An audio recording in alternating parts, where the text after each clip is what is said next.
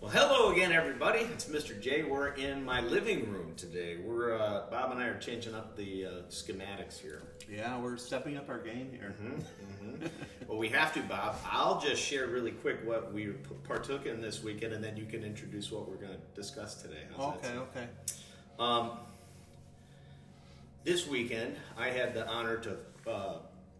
Bob invited me to go to the Baha'i conference in Oak Park to discuss interfaith relations and how to tackle what plagues civilization today and how to move toward a greater unity of all humanity in a greater understanding of truth, I think. Is that fair? I think that all of those things were discussed, that's for sure. They're the big issues. But Well, the cool thing was to see so many people from different walks of life and to be hosted like that in such an open environment of ideas. Why don't you explain how that, or what do you want to hit today? Oh, what I want to hit today? Well, yeah, I mean, we've been talking about, sort of like the concept of social change and how to go about, shall we say, creating societies from the bottom up that actually meet the needs of people. As more and more people, of course, recognize that the institutional structures in our society are not and are doing a poorer and poorer job of meeting the needs of humanity. So that's where we are. And my sense is we started with this idea that there is this vision, and of course it's not my vision. I'm not smart enough to come up with these things, but it is a vision based on spiritual principles that have been put together in the Baha'i faith. And that vision is ultimately for the unification of all of humanity within one global civilization, that kind of stuff. And we started the process of social change with shall we say, the transformation of ourselves as individuals. Because I think you have to sort of be the change you want to see in society. Yeah, that was our first presentation. That was really where we started, and we talked in depth about that. My sense is then we talked a little bit about, well, it's one thing to change yourself, but that doesn't mean society is going to change. And what is the foundation for changing society? And I think that involved building our own capacities to be in meaningful relationships with other people. And the starting point for that is actually learning how to be in conversation with others, and hopefully the two of us are modeling that to some extent. Well, I think so. Maybe the only part that is difficult about that, maybe for a lot of people, is that we see things at times maybe a little bit differently, but there's no issue with that. There's still the exploration. Yeah, that's true. I think difference is actually a good thing. Yeah. It actually can be enriching. Difference doesn't have to be conflict. Right. It's interesting. Yeah. But I think all that sort of creates a foundation to talk a little bit about what we want. I think what we're going to try to focus on today. Okay. And that's the idea of, okay, well, I am in the process of transforming myself so I could be more and more of the change I'd like to see in society. And I am more and more working on building my own capacity to be in constructive relationship with others. But then, of course, the larger question becomes is what do I do in society that actually has the potential to help change things for the better, or help to bring about, shall we say, unity, even if it's on a small scale. And I think that's what we want to talk about today as well. Well, I want to make sure before we kind of dive in that individual growth that we started with, just to re-emphasize the point of an individual's role in making civilization and our culture, society, whatever vocabulary we want to use here, is it really at the core a spiritual foundation? There has to be a spiritual foundation. That would that be fair to say too? That's how I understand it. Yeah. I mean, I certainly know that the Baha'i writings understand is that the only possible foundation for unity is a spiritual foundation. Yeah, but the challenge in this is that even individuals that may take in some of these things that we're saying are going to look at the idea of spirit or spiritualism or faith as an obstacle instead of a pathway, maybe. Well, that's I think that's so true, and I know that you started off with the conferences. That was a subject that came up. I was honestly glad it did. Also, where we had a lot of discussion at the conference about the idea of the traditionally how people tend to view religion as sort of standing in the way of progress, as restricting our freedom, as opposed to giving us more freedom or allowing us to actually change society. And I think, at least based on what I know about religion in general and the Baha'i writings in particular, is that religion actually, it's not what we're taught, but religion actually is the foundation for all social progress throughout the course of all of history. You know, and I sort of knew this intuitively. I gained this idea intuitively, I think, as a high school social studies teacher. Because I remember when I was first assigned to teach a course in world history, and I was thinking to myself is how do I help students understand the progress of civilization?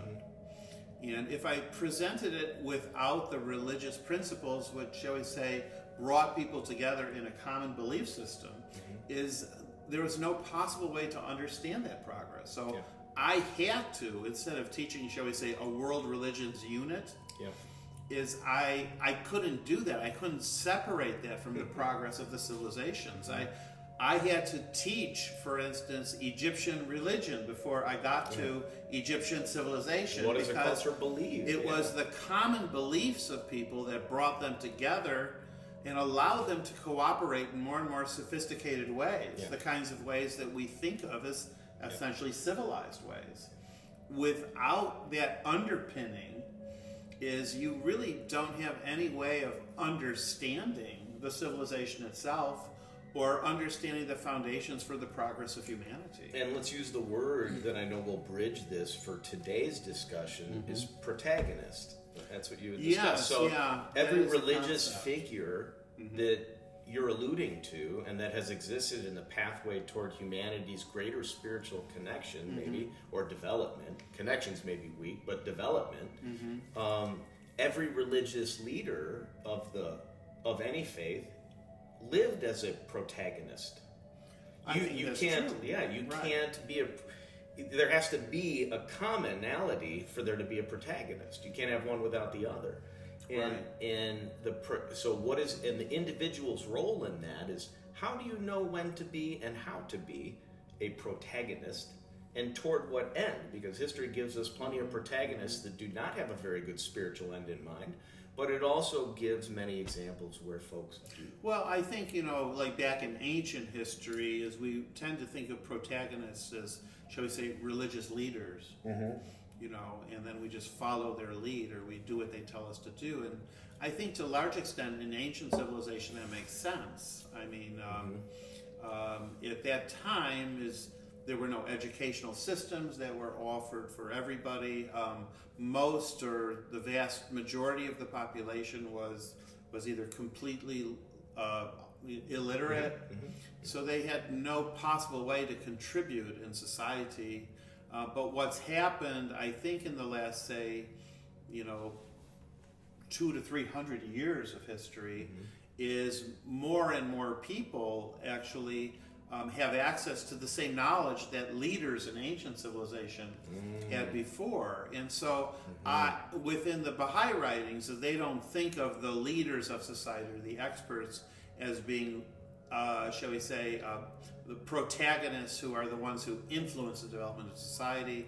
Is they think that every individual person is now at a point in his or her own development where he or she, meaning me and you, can actually contribute in a positive way to the transformation of society toward unity. And I think this is a monumental change in the way that we see our own influence.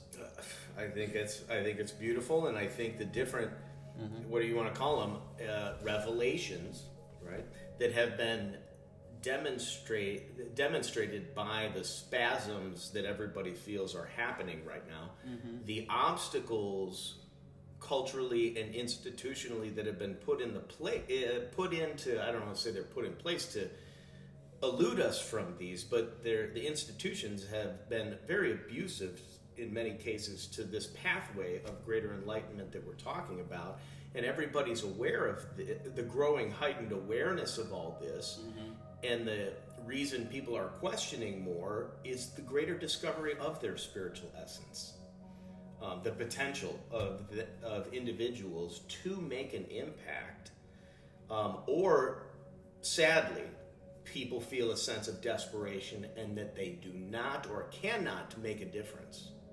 And you had just expressed that to me a little bit ago about how there's a lot of individuals out there that really have given up. It's almost like people don't know their own power.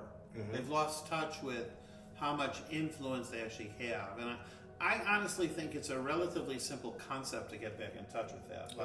For me, when we think about our relationship to our environment, is that certainly to a large extent, our environment produces us. There's no question about that. We're definitely influenced by our environment, but at the same token, it's not a one-way street. We also have an influence on our environment. And you could, if you look at it at a micro level, just think about your own family, is yes, your family will definitely have an influence on you, but you also have an influence on the dynamic going on in your family, or the level of cooperation that it's going on in your family. If you want to test that, just stop cooperating with your family and see how many problems it creates.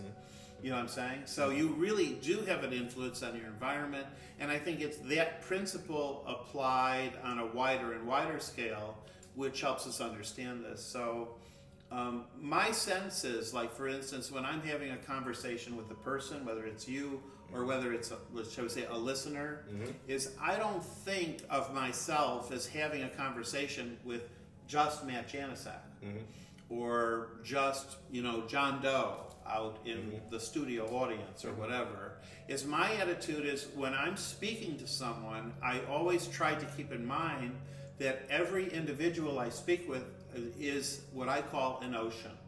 And when I say that, what I mean is that, for instance, take you for example, is when I speak with you, I'm not just thinking about, shall we say, in some small way, helping to influence you in a positive way, helping to add meaning to your life or to uplift your soul.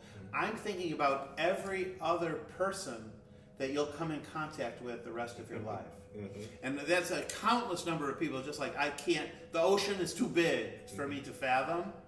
It's too wide, I can't see it all. It's too deep, I can't see it all. You know what I'm saying? Same with you. I have no idea how many people that you're going to come in contact with the rest of your life.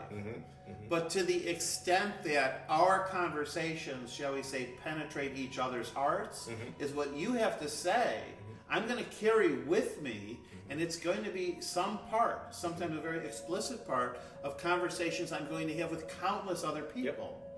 And for me, is that if we recognize that, and this is just a truth, is if we recognize that, then we have a much more influence on our environment than we think, because so much of it is, shall we say, not present for us in this moment right now. Well, we discussed from an education standpoint, what you're talking about is having influence or making a difference.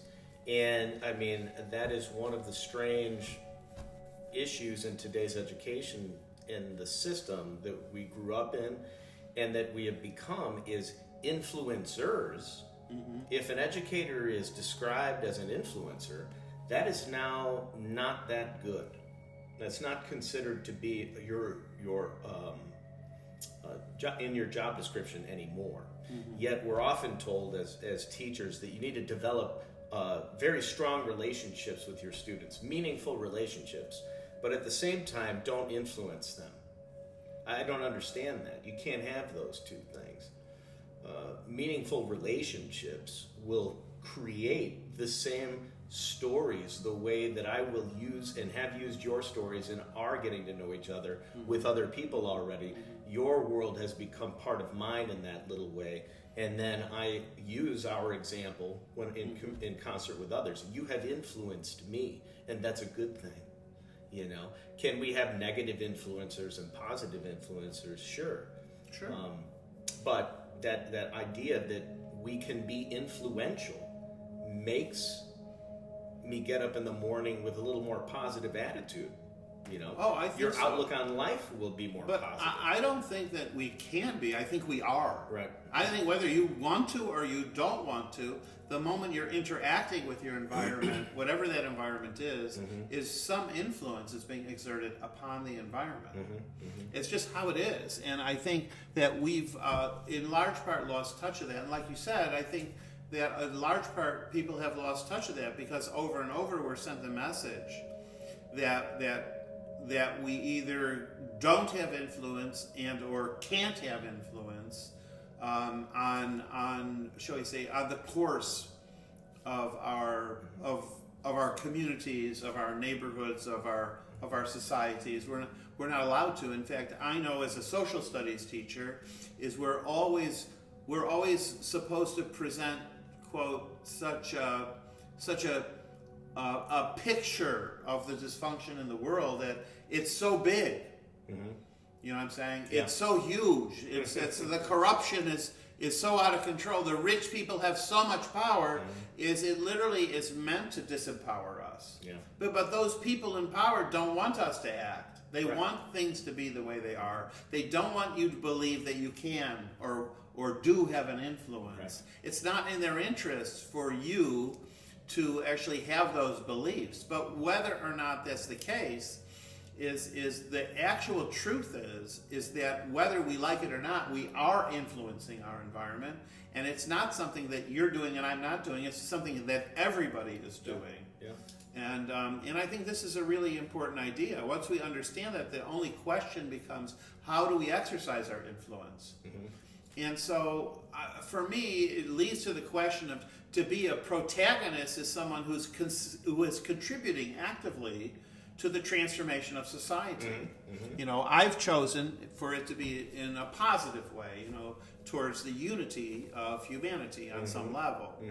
But I really feel like that one of the conceptual frameworks which needs to be reoriented is the way we think of social action. So, for instance, now we think of social action, or we're taught to think of social action in our society as, shall we say, participating in a political movement that might be resist something that people in power are doing. Yeah. You know, so Congress wants to pass a law, and you oppose that. Well, now people band together, they sign petitions, they go to the State House, they have placards and signs, they do this for a day or two, and then they go home. Yeah. And this is what we understand social action to be like. It's something extracurricular outside of our lives. Right. I honestly believe that there's a real impediment to constructively transforming society. Huge. Yeah. I think it's huge. And honestly, the way that I've more and more begun to discuss it with people is essentially as a natural and organic outgrowth of our own individual development. So, for example, and I can use myself as an example, is like when I first began to understand these concepts, and they are based on spiritual truth. When I first began to understand these concepts, the first thing that was transformed was myself from the inside out. You know, so I went through that individual, I'm still going through, but I started to go through that individual development of my own, shall we say, the development of my own soul. Well, what happened naturally is as I gained this knowledge, is it sort of began naturally to seep into my conduct in the world. I didn't have to try to do it. Yeah. It just seeped into my conduct. And once I saw that happening, I realized that what I could do is literally try to incorporate the knowledge I was gaining into different aspects of my life. So, for example, I began to understand, for instance, as a high school teacher, that having students engage in debates was actually very divisive and was actually a destructive thing for them to do. Oh, yeah. So instead, I revised the way that students would, shall we say, search for truth. Yeah. Based on the materials they had. And so it became a collaborative effort where more and more of the students were trying to figure out how they could somehow, through their own perspective, add to our collective understanding of what was true. And so it became collaborative and cooperative, and it actually contributed to unity. So I'm taking that spiritual principle of unity, and now I'm beginning to think about how does that apply in my work. I'm thinking about how does it apply in my marriage. I'm thinking about how does it apply in my relationships with my children or my friends or members of my community. So I'm not doing anything except what I've always been doing, but I'm doing it in a way now that actually can have influence, and hopefully it can have a positive influence in the lives of others. That's social action. And you had mentioned in the way that you described it before, we've been living our lives institutionally through the top-down method. Right. And what you're talking about is the manifestation of the ideal of the grassroots application of the individual from the bottom up transforming society. And that's in our education group that is put together. We're talking about these structures and many of the impediments to gaining this type of discussion in the traditional structure now. More and more people are deciding they might want to just start creating something different and not worry about the go to protest thing anymore with the traditional institution. Right. It's developing alternative choices from the grassroots up. I'll use it again. I've used it with you before, but the fact that I am teaching Chinese kids in the Socratic method, in the fact that I told them yesterday or explained to them, many of them, how the economic system works via the Federal Reserve for them, blew their minds, and they couldn't wait to learn more, having questions. But we're structurally, people are beginning to do what you and I are trying to do here a little bit, and civic action groups are forming on many levels to look to provide alternatives, especially when this type of dialogue is very difficult to happen with the traditional. Right, within institutional structures that are just fundamentally oppressive. They sort of, they stop this kind of development. So I think more and more people are realizing that if this is the kind of development that is constructive for themselves and others, they really have to sort of remove themselves from the established systems, right, and engage with others in the creation of, shall we say, new structures. Ultimately, I think new systems that actually are constructive. Yeah. I agree. But I will say this, is that I think that part of that process of social transformation, there's just a certain point where you've developed whatever individual's capacity you have for your own growth, and you've developed whatever capacities you have to be in relationship, where it's just natural for you to step out. I think for me, I would say I was sort of called or inspired to step out at a certain point of just changing the way I oriented my own life to stepping out into society more broadly and doing other things. Like, for instance, doing these interviews with you, so that even people I don't currently know can have access to ideas which free them from the present system and allow them, shall we say, the possibility of moving forward in their own life. Well, and that's a very positive development in the chaos that we're currently in, that everybody feels. The one thing everybody's aware of is that if you're following mainstream traditional news, for example, you're not being told the truth.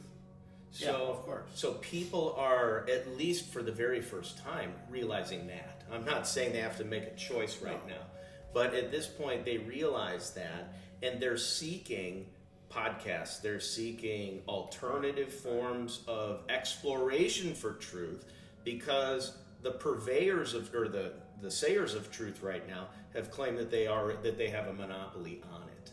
And the next thing that's going to have to happen, or happening right now, is the development of parallel institutions, maybe. Sure.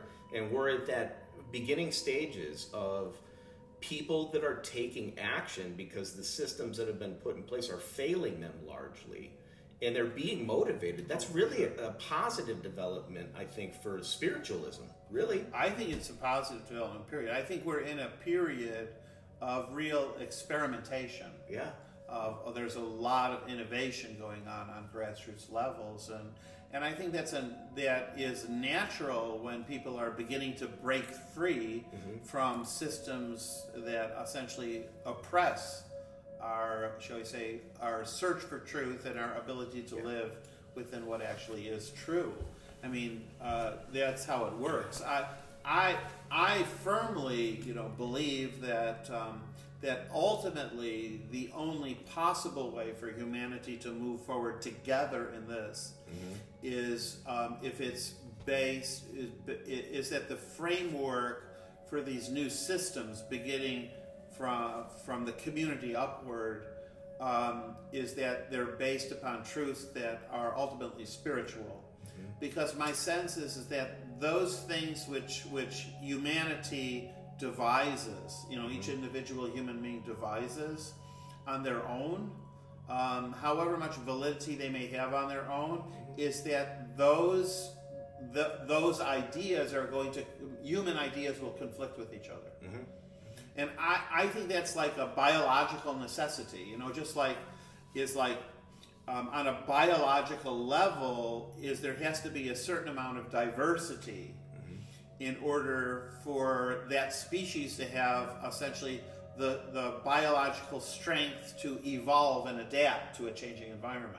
That's important, and human beings have that quality. We are material adapted, but the problem with that is that constantly places us in conflict or competition with each other.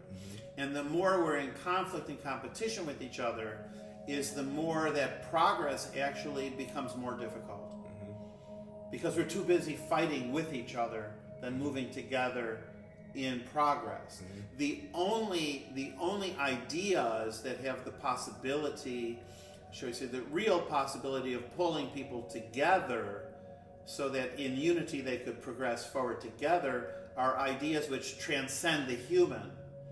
And those are spiritual ideas. Those are spiritual truths that we can all understand as, shall we say, the kinds of truths that apply to everybody. They're universal truths. They're things that we can't argue about. We can understand them differently. People are going to want to know what those are. Well, people are going to press. They're going to say, "What do you mean by that? What's a truth?" I totally agree. Yeah. Okay. So, if I were to say what is a fundamental truth, is that there is, for instance, the educational system within the Baha'i faith actually starts with this quote. Is, quote, "The betterment of the world can be accomplished through pure and goodly deeds, through commendable and seemly conduct," unquote. That is the actual spiritual truth. And when I look at that and I say to myself, first of all, it means that the world can be a better place. The betterment of the world can be accomplished, right? The question is how, okay? Through pure and goodly deeds. Now, there's a lot of ways of understanding this, and there's a lot of different expressions of this, but it implies essentially that all of us have to take action. The world is not going to change if we just sit on the couch and do nothing.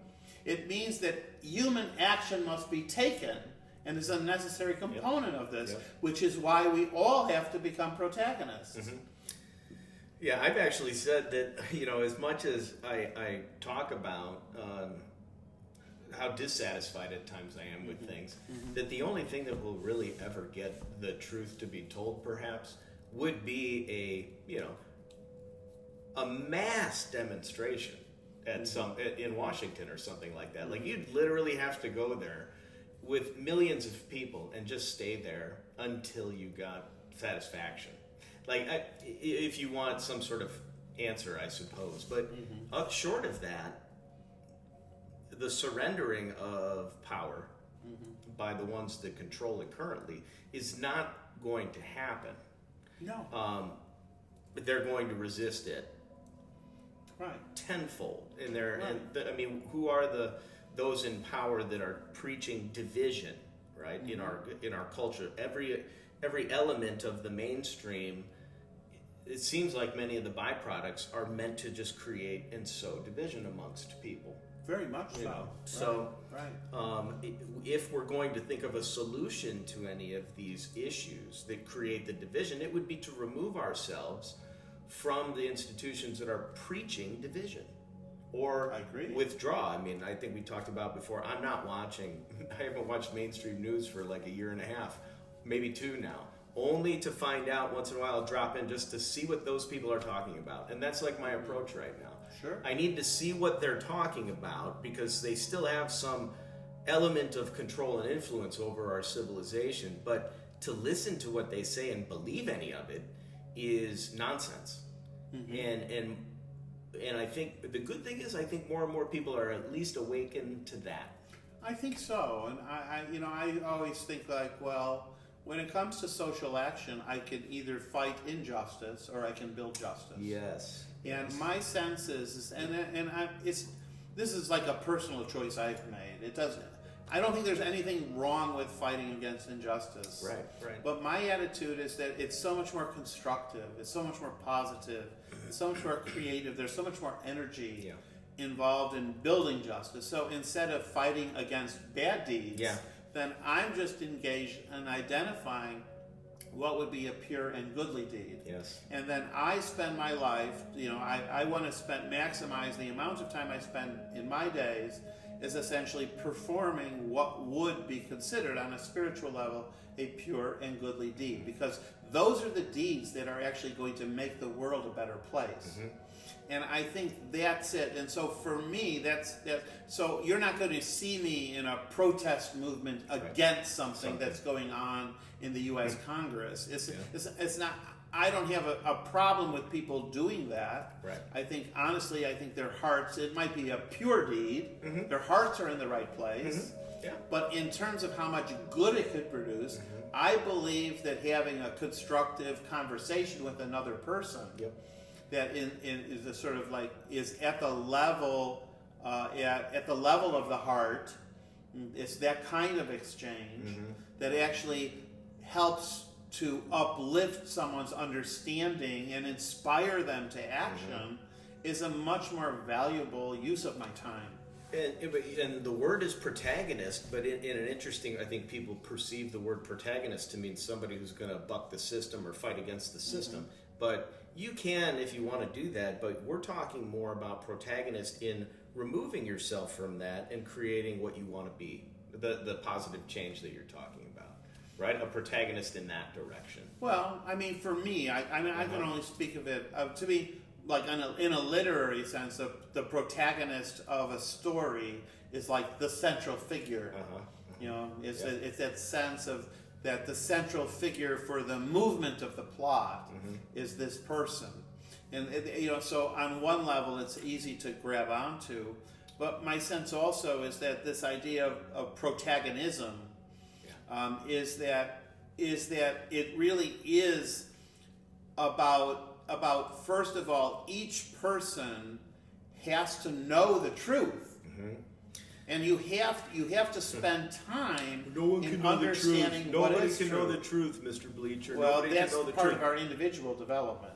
I mean, as we develop individually, we're going to develop our capacity to. That's the development of the soul. That's the first episode we had.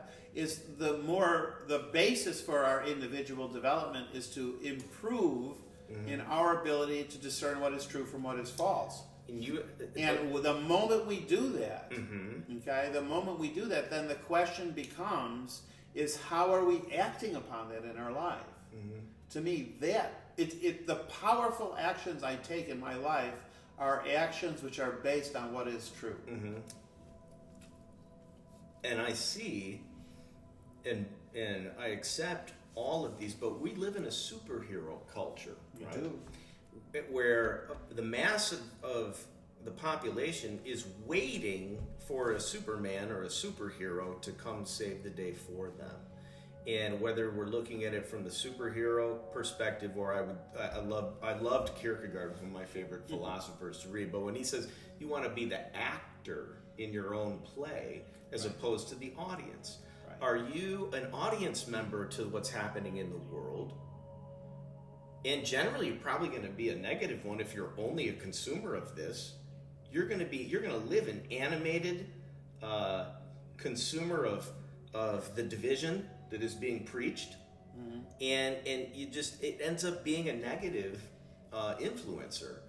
But well, I think that's why we have to talk about this. That's why this is a subject standing alone, which is worth talking about, because our whole lives we're taught to be passive. Mm-hmm. Okay, someone else is going to do the work for us. That's what the experts are there for. Consumers, right? We're taught to be consumers, right? Mm-hmm. We're taught essentially never to create. We just consume things other people produce or create. Mm-hmm. We're taught to think of our lives essentially of wealth in purely material terms. Mm-hmm. There's a million ways in which... Well, let's look at the CD. Let's look at the trust the experts in the CDC for the last 2 years. Do we really trust them now? Well, I think that there are people who do, there are people who don't. I think what's important is that wherever an individual is they understand it's their own responsibility to investigate what is true for themselves. And discern, yes. And this is a quality we all have some ability to do this. I'm not saying we're equal in this way, but to be human means that we have some capacity to discern what is true from what is false. And if we are given that gift, we have a responsibility to cultivate that gift. That's cool. And I think you said that's the first principle in the Rui Institute. That is the first class. Because you don't know what is good. So, what is good? Something that is good is something that's based upon what is true. Right. So one thing you told me is that these ideas have actually been kicked around and developed already, and already a development infrastructure via the Baha'i Faith and the Rui Institute and the Rui classes. And explain that class, the first one again. Well, there's a whole series of them. Basically, the Training Institute courses is the beginnings of reformulating, shall we say, education worldwide, based around principles that are true and based upon essentially learning which helps people develop and enables people, even empowers people, inspires people to become protagonists in their own lives. And I think that's what's important. But the first element, the first course of the Rui Institute is meant to help people recognize and then develop their ability to discern what is true from what is false. Because what is true is good. And what is good, is the basis for action that can better society. Because the ultimate role, the ultimate mission, actually cause of the Baha'i Faith is to transform society from the present state of conflict and division to actually the unity of humanity throughout the world. That's a tall order, but a lot of progress is being made to it, and the Rui Institute is a big part of a lot of international progress that is going on right now. It's just that simple. And it sounds like, as a person who came to spiritualism through Christianity and a strong belief in Christ, that he in his life seemed to be trying to do the exact same thing, bringing everybody together, all people, and love, right? So here's what we now need to be after, maybe you said the structure historically of your idea that here's what you can't do in elementary school in the Ten Commandments concept, and here's a development. But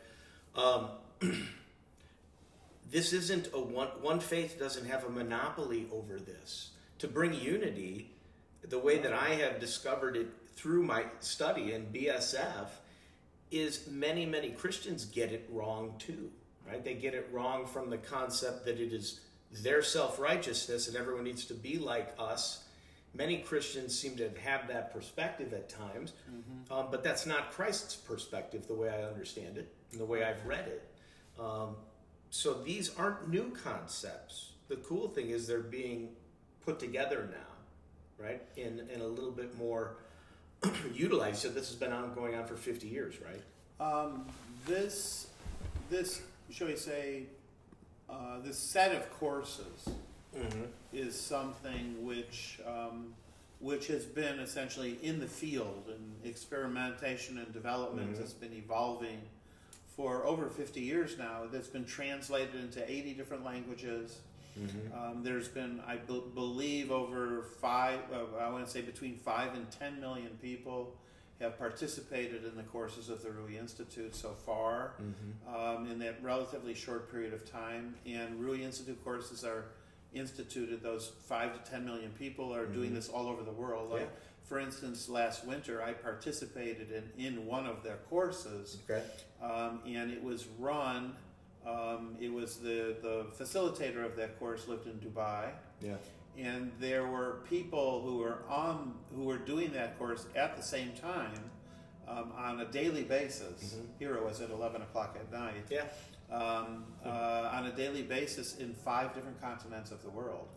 And I think that's honestly what it means to pull all of humanity. I mean, the diversity of experience that was represented by people in India, people in the Middle East, people in Africa, people in Canada, people in South America, people in Los Angeles and Chicago, those are the people on the call, was like so incredibly, it added this incredible richness, that diversity has this incredible richness that was just really like, it made it very memorable. Well, you could either spend every day of a year watching, Hannity and being angry about something, or you can work to collaborate with people and be much more fulfilled. Right. I agree. But my sense is that it's the consumer culture versus the actor thing. And this culture, if they want to, I hope they do, sort of awaken to some new. I'm desperate to have humanity get to another place, but it's only because of some of the history I've been able to, and like you said, I've picked up a few things knowledge-wise along the way, and it's very difficult to still act humble when you know certain truths and you wish people could catch up to it, right? Because if you start talking like that, you're walking that being dubbed arrogant or you're conceited or a know-it-all. So how these things are presented is almost bucking the grain of the system right now. So that's why in our groups that I've been a part of, we're stopping as much arguing with the institution as opposed to creating the alternative, and it's a much more rewarding experience. Much more. It's much more constructive. I think it's much more worthwhile for the individual, and I think it's much more worthwhile for the community and the society. That's the grassroots. I think that's really how it happens. But what unifies everything is the spiritual principle. So take the conferences as an example. And it was an interesting experience. I was on a team that organized one of these conferences that happened to take place in Oak Park. Well, understand that during this same month, this Baha'i month, this 19 days, is during this Baha'i month, there have been over 10,000 conferences that have been happening at the same time throughout the entire world.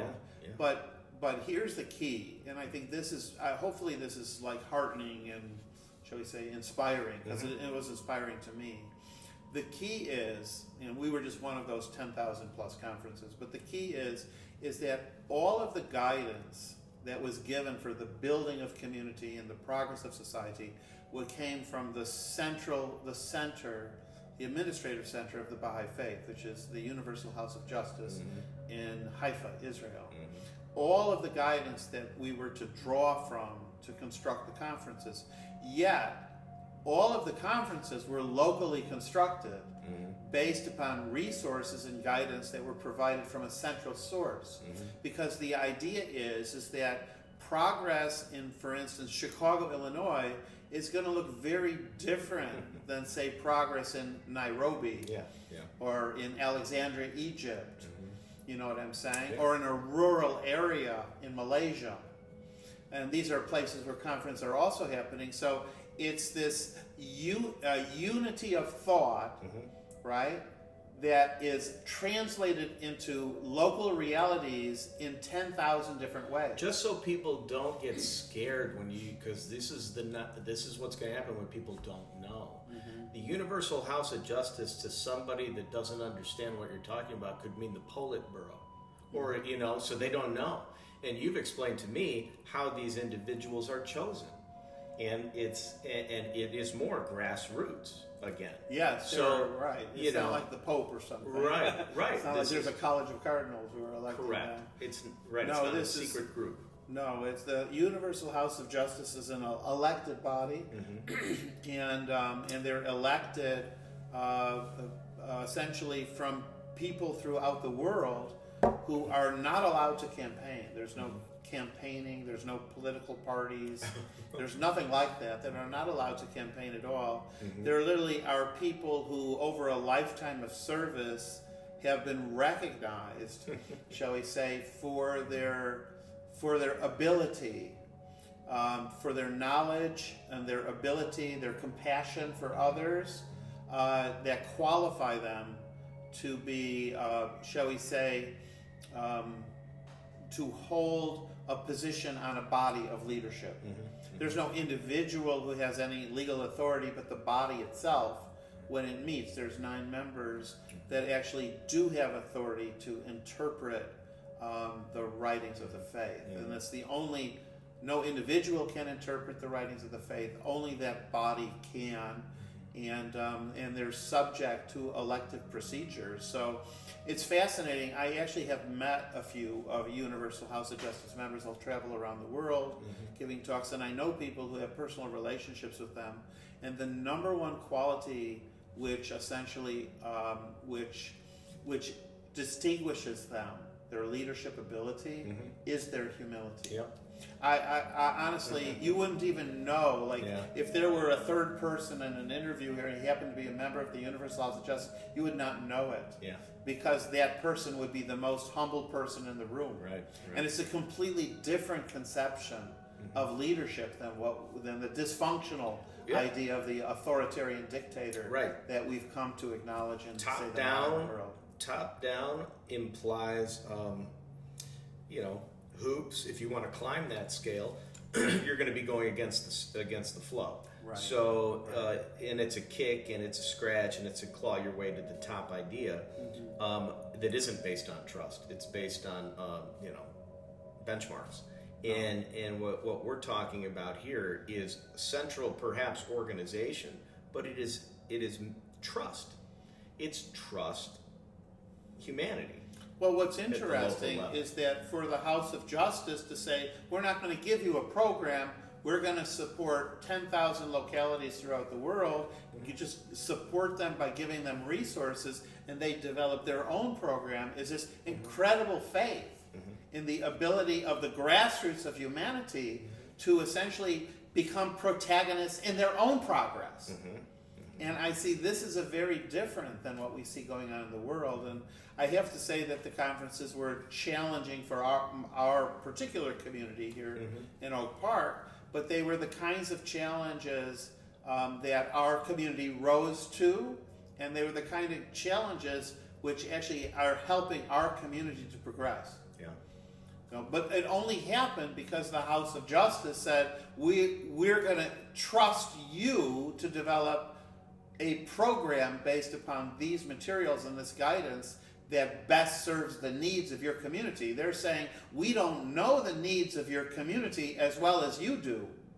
And so therefore, we're putting you in charge of this development. And to me, that, that show of confidence, that trust that in our own capacity as a community to do this is really a very constructive way of reconceptualizing what progress looks like. Well, it's flipped, and for Western, our American Western understanding, that's, and I guess it's only become modern flipped. I mean, our nation was pretty much founded by the people and grassroots activism. Granted, some of those elites during our revolutionary period sure had resources and wherewithal, but basically, we had to develop, we the people, into our nation, and civic mindedness in their education was more normal in the traditional colonial and post